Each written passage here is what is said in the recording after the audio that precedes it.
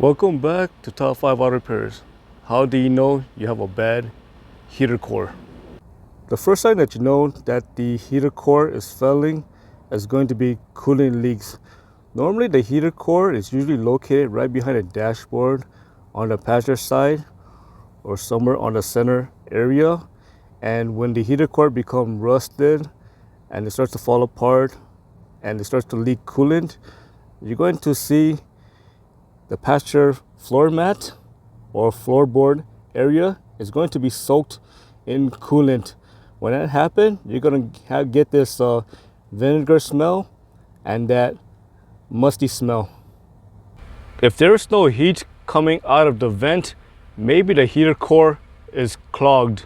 So when you have your temperature set to the hot side and you turn on a fan and you feel like there's no heat coming out of the vent, that could be a sign that the heater core is clogged and it needs to be flushed out.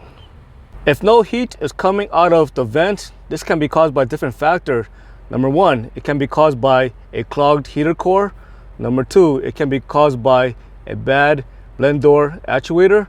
And number three, it can be caused by a bad heater control valve.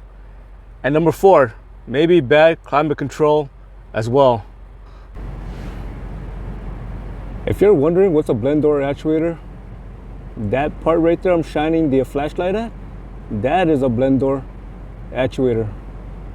Now I'm going to show you guys how to check for a clogged heater core using an infrared thermometer. Before you begin, make sure you set climate control to the hot side. Next, locate the heater core inlet and outlet hose. Now you want to check the temperature.